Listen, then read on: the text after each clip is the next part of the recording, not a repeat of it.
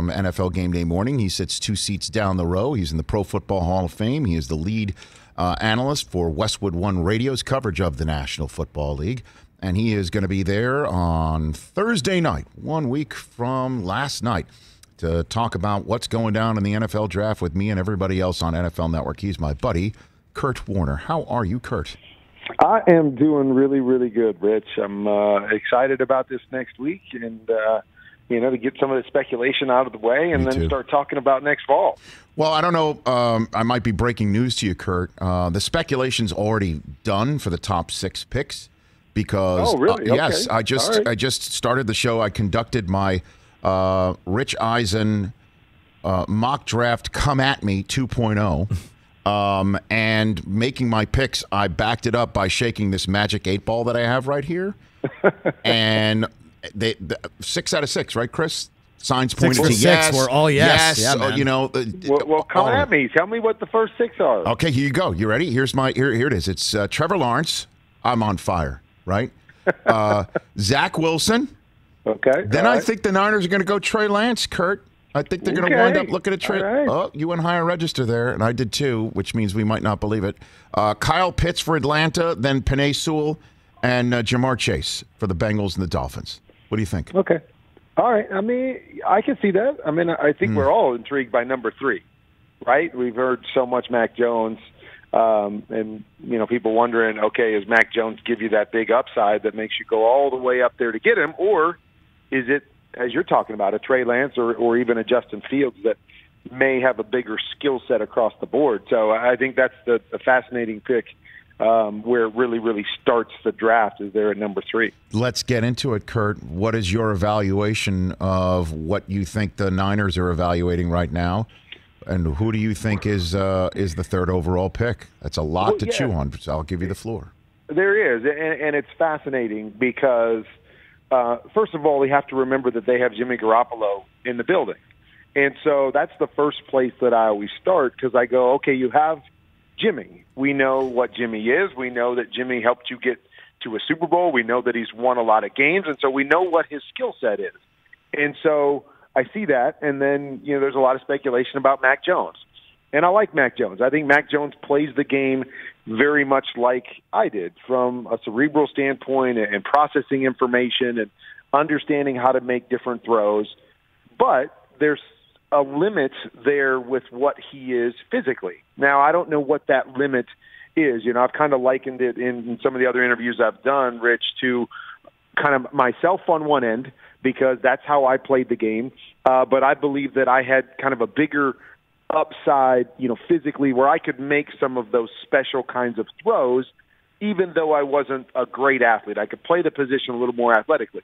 And then you have an Andy Dalton who plays the game very similar to that, and a starter in this league, and has won a lot of games, and played in playoffs, but doesn't have that upside physically that I believe can carry a team and get a team to that next level. He needs that help around him to be able to do that. And so where does Mac Jones fit in that mix? Is he more Kurt Warner? Is he more Andy Dalton? Somewhere in between, but what is his physical upside? But so I compare him to a Jimmy G, and I say, okay, what are you getting from Mac Jones that you don't have with Jimmy G? Now, is it simply Jimmy G can't stay healthy? Okay, I get it. We want a guy that processes and that can play within Kyle's offense because he's so good at creating opportunities and is accurate.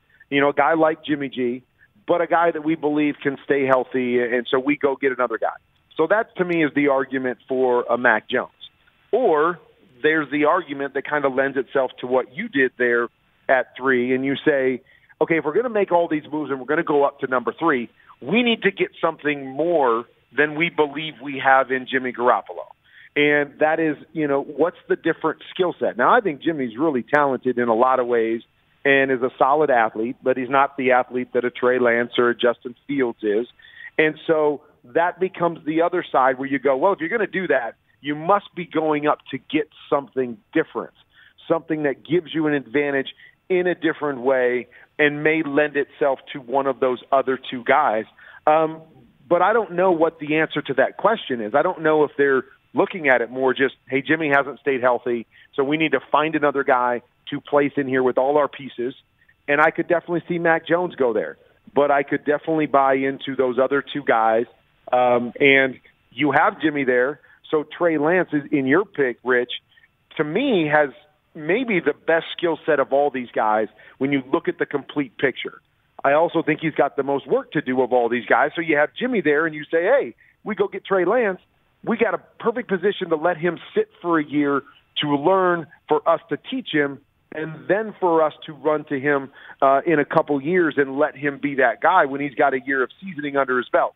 So I can see a lot of different arguments there, and I'm excited to see, as we all speculate, what it is really that Kyle Shanahan and John Lynch are thinking for them to make the moves that they did, give up as much as they did to get up to number 3. Kurt Warner here on the Rich Eisen Show. It just seems to me, Kurt, to use what you just said, another guy who doesn't leap off the page with a physical skill set either at the position is Tom Brady, right? And so, and he's one, we don't need to go into it. So here's the deal. It just feels like this day and age, though, right now, 2021, the way that you're seeing the position being played, the way that you see Mahomes, the way that you see Lamar Jackson, and we could go on and on, Kyler Murray.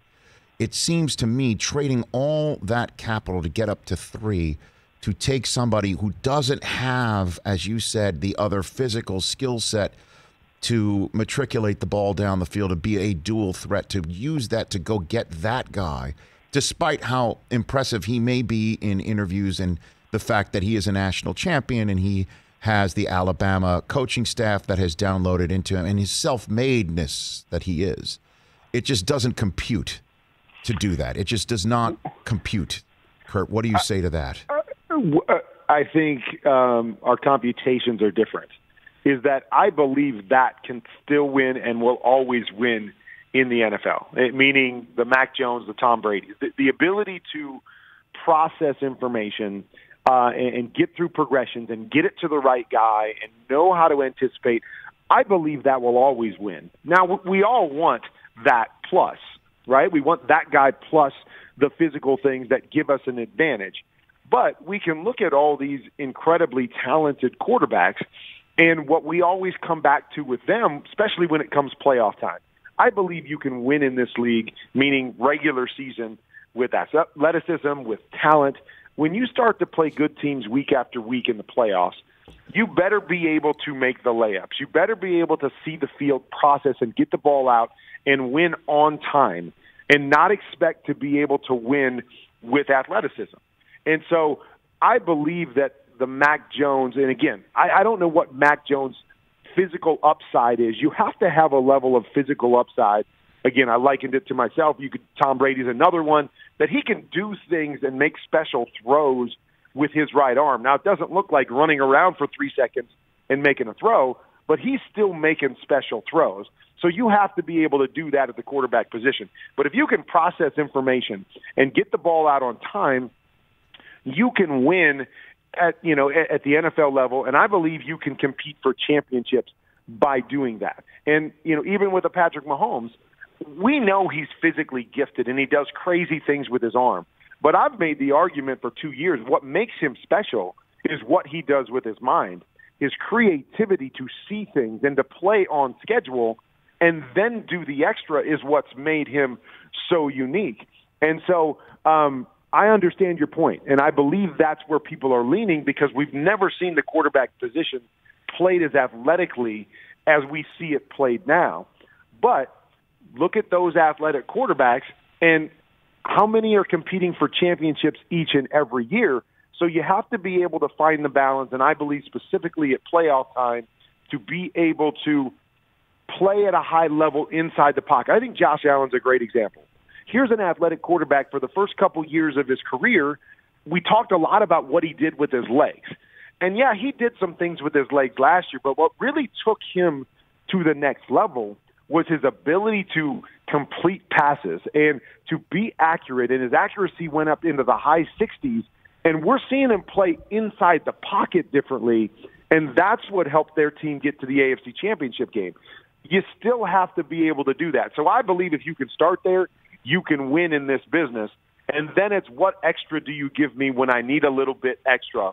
And that can show up in a lot of different ways, all the way from Tom Brady to Russell Wilson and all the different things in between. So in the few minutes I have left with you here, Kurt Warner, let's evaluate these quarterbacks. We'll place Trevor aside. I'm sure we'll see some XO that you'll have on NFL Network and part of the draft coverage next week that shows his incredible ability and what you think he needs to work on. We'll place that aside. I'll ask you about the number 2 overall pick here, and understand that your answer not only affects somebody who you're talking to right now, who I assume you still have great affection for, but also your own flesh and blood. There's somebody in your own household who does love the New York Jets. God bless Alicia. Yes. Okay, so so is Zach Wilson the right pick, 2 overall? Well, come on. I'm going to say I believe he's the right pick. Okay. And again, I break him. He does things athletically at the quarterback position. And again, I always look at things differently. When a lot of people look at athletic, they look at how fast you run the 40 and what your body style is and can you run the zone read. I look at the ability to throw the football athletically in the pocket. And like the perfect example is Patrick Mahomes. His ability to make different kinds of throws and creatively process and see how he needs to make different throws is unique and special. To me, Zach Wilson has that in him. Now, in the offense at BYU and the competition, I didn't see enough to know exactly what he can be at the next level. But his skill set says to me, yes, he's the right guy at number 2. And I believe my imagination and many of our imaginations have been kind of captured by Patrick Mahomes. When I looked at Patrick Mahomes in college, I saw a lot of the same things that I saw in Zach Wilson, and I also had some questions about him coming out. Now, he's shown me once he got to the league, okay, I was missing some things. I didn't understand what he was mentally, and now I'm seeing that at the NFL level. I'm allowing my imagination, I think, to grab a hold of a little of what Patrick Mahomes has done and kind of hope it onto Zach Wilson, that he's got the skill set, he's got a unique right arm, he's got the ability to see how to make different throws, which is all stuff that I believe translates. Now, does he have a little of that mental, like a Patrick Mahomes, that can really take him to the next level? And when I put all those things together, yes, I believe he is the right fit and the right guy to pick at number 2 because of some of the other questions I have with the other 3 guys and because of that unique skill set. So I do see Zach Wilson going there, and I do believe it is the right pick when I look at these 5 guys. Excellent. So what about 3? You think it's Jones? Give me your best guess. Based on your evaluation, the eye in the sky, you're Mr. QB Confidential at QBToConfidential.com is something you're building. Yeah. So let's go. What do you got for me? You know, it's funny. As much as I can see Mac Jones going there, I don't think it is. And I simply do that because I say I have Jimmy G. And it looks to me like they made this move to go get something different and something that they believe can be more. Now, that puts me at Justin Fields or Trey Lance. And I just believe Justin Fields is the better of the 2 quarterbacks based on what I've seen in college. Complete upside, Trey Lance could be the best of these 5 when it's all said and done because he's got all the things that you want, but it's just not as seasoned yet. And so, to me, if I'm picking between those other 2 guys, based on what I've seen to this point, the consistency, playing at a high level, what he did the last couple, I'm going Justin Fields there at number 3 because he gives me a little bit something different than what I have in Jimmy G. But he's got a body of work and a level of consistency that, to me, puts him a little bit ahead of Trey Lance at this point in the game. And then with the Falcons, to use your philosophy here about what you currently have and who you could bring in that's different, but you could also bring in somebody completely unique in Kyle Pitts for someone that you have like Matt Ryan for his final window of opportunity in Atlanta. What do you think Atlanta's going to do it for? Right? That's a great question. I mean, I love Pitts. I mean, I think he's a difference maker with the talent, but we also know that you have to have the quarterback position. And, you know, a lot of these teams at this point start to come down to, do we want to go the Green Bay Packer route where we want to have 2 decades of success because, or more than that, because we have the quarterback position solidified. We know Matt Ryan's getting towards the end. Do you go and get that guy, a Trey Lance type guy, where you go, hey, maybe we have 2 or 3 years left with Matt, and Trey will be ready to go, and he'll give us another decade of success at that position. Or, as you said, do you go the route that, hey, we got a couple more years with Matt Ryan at his peak. Let's surround him, and let's go try to get that championship that we weren't able to get a few years back when we got to the Super Bowl. I wrestle back and forth. I mean, you know me. I'm all about the quarterback. Yes. And so I believe if you've got one of those guys that you really like and believe can be a decade-long starter and a really good elite player at that position, sitting up at number 4, I think you have to do that, and you have to go get one of those guys and let Matt Ryan groom him and get ready to go in a couple years and hopefully make a similar type run to what the Packers have done with Aaron Rodgers. Not saying any of these guys is Aaron Rodgers, but have that success for another decade plus.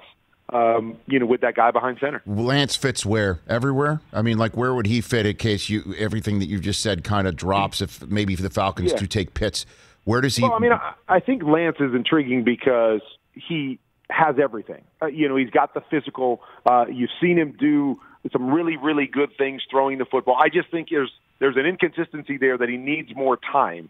And so I think the perfect fit is somewhere like in Atlanta, where you go, hey, we still got a guy. We don't have to rush Trey Lance into this thing. And so that's why, your pick at 3 with San Francisco also can make sense to me, because we do have Jimmy G. We got a guy we can win with. I know our team is ready to win. We can do that with Jimmy G, and we can allow Trey to come along, because I do believe Trey, and we got to put that caveat out there, Rich, that most of the film we've seen on Trey Lance was 2 years ago. Right. And so that's the hard thing, too, is to know exactly what he is right now. But based on that film, I think he needs to go somewhere where he truly can sit for a period of time, and they can groom him into the offense, and he can learn how to be a pro, and he can work on some of those inconsistencies he has, and then he can take over and run with this thing. So in Atlanta, even in San Francisco, to me, makes sense, but a situation like that, to me, is the perfect fit for a guy like Trey Lance. Kurt Warner, can't wait to see you in Ohio, part of the draft coverage. And part of that draft coverage this time around, Kurt, is going to be my run for St. Jude that I did this past weekend. I know you were on vacation, but we announced it on Wednesday. I don't know if you heard the circumstances surrounding it. I did not. I did not. Talk to me. 8 NFL legends were running with me, including your team. Yes, 8 NFL legends and 8 very, very deep-pocketed and very, very, very big-hearted donors donated over $1 million for the right to run with these legends at SoFi Stadium. My gosh. One of them was Torrey Holt. Who looked amazing. That's awesome. Okay.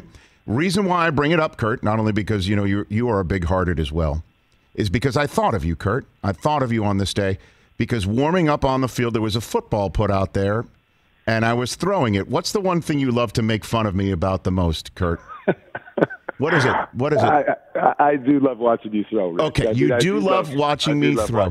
So here I am out on the field. Your name and voice and laugh that you just had popped into my head as Jerry Rice, who ran, asked me to put the ball right on target with his tiptoes on the sideline. He wanted it in a certain spot. And guess who delivered it with zip, Kurt Warner? Guess who? Yes. Well, are we going to see that as part of the draft coverage? Yes, you bet damn straight. Yes. I love the run, and I love that you made a lot of money for St. Jude. That's awesome. Yes. All that stuff, but I can't wait to see the throw. Oh yeah. I need to see this throw. But I am just surprised that you didn't call me for the run. I mean, not necessarily because I'm a legend, but just I would have probably been the only one that was in your realm in terms of the race and the speed part of it. So I'm surprised you didn't call some guys like me to maybe run pace you. Careful in that 40. Careful what you wish for, because we're going to keep expanding this each year. As I just explained to you, we've definitely expanded it this year. But I'll tell you, man, you were in my head as I'm standing back there. There's Jerry Rice saying, "Put it right here," and I heard you in the back of my head laughing, and I'm like, okay. I didn't really step into it, but I zipped it there, man. I got it there. So I cannot wait to show you. On that for the draft. Yes. We need to XO that. I just stepped in it. That's no good. Kurt, I'll see you out in Ohio. Best to Brenda. We'll chat soon. All right, buddy. Look forward to it. You got it. Check out Kurt's work at QBConfidential.com and also at Kurt13Warner. Hey, you watched all the way to the end. Thanks for that. Watch more right here.